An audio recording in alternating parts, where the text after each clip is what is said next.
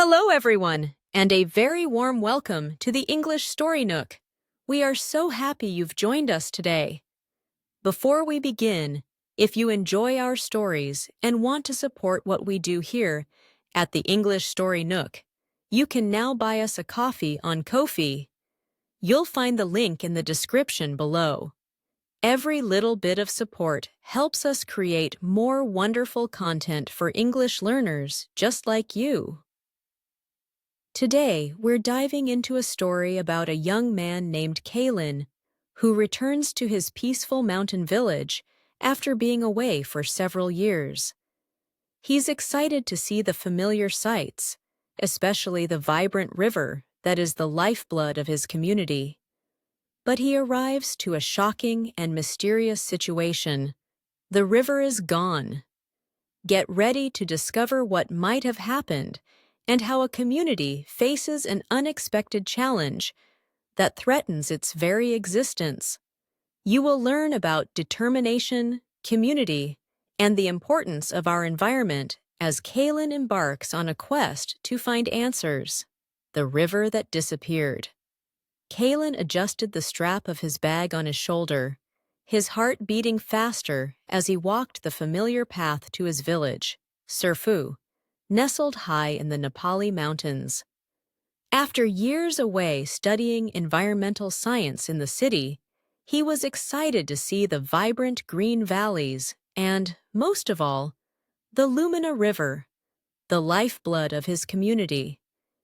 He remembered it as a powerful, clear river where he had spent countless childhood days.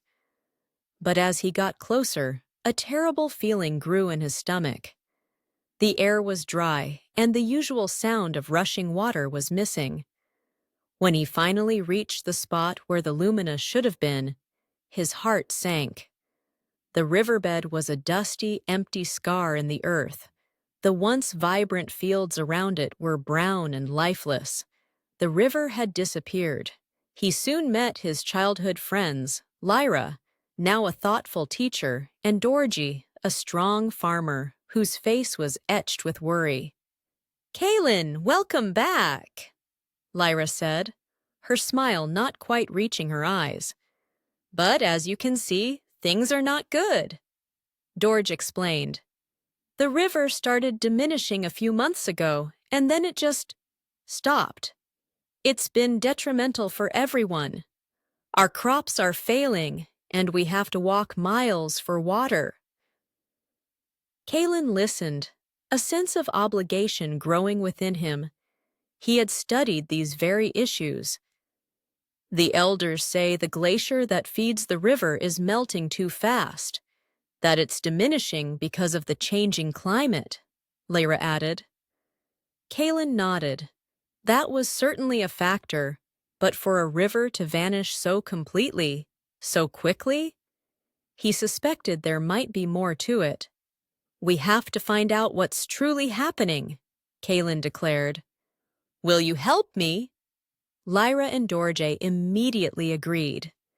They decided to embark on a journey to the river's source high in the mountains the next morning. The journey was arduous. The path was steep and rocky, and the sun beat down on them. Kalen, using his scientific knowledge, looked for clues. After 2 days of difficult trekking, as they embarked on the final, most challenging part of their climb, they found it. A crudely built dam, made of rocks and logs, blocked the river. A large pipe diverted all the water towards a new, massive commercial farm they had never seen before, miles away in a hidden valley. The farm was clearly using an excessive amount of water, far more than was sustainable.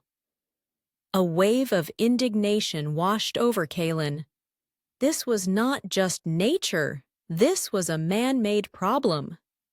"They've stolen our river," Dorje said, his voice tight with anger. Lyra looked equally furious. "This kind of farming is completely unsustainable here, and taking all the water is detrimental to every village downstream," she exclaimed. Kaylin knew they couldn't remove the dam themselves. It was too large. "We need proof," he said calmly, though his own indignation was strong.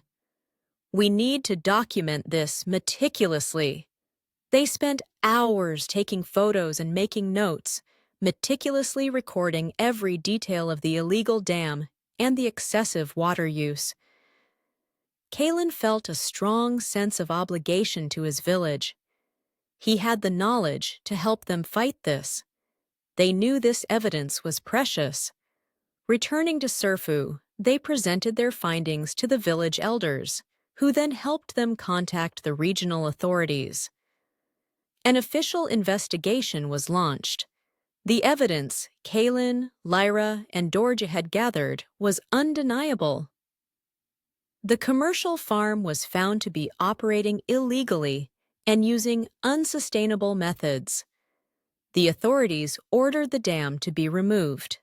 Slowly, water began to trickle, then flow, back into the Lumina's riverbed. A cheer went up in Serfu when the first clear water reached the village. It wasn't a quick fix. The ecosystem would take time to recover, but it was a start. Seeing the river return was a huge accomplishment for Kaylin, Lyra, and Dorji. They started a local initiative to monitor the river and promote water conservation. The villagers learned how precious their river was and the importance of protecting it.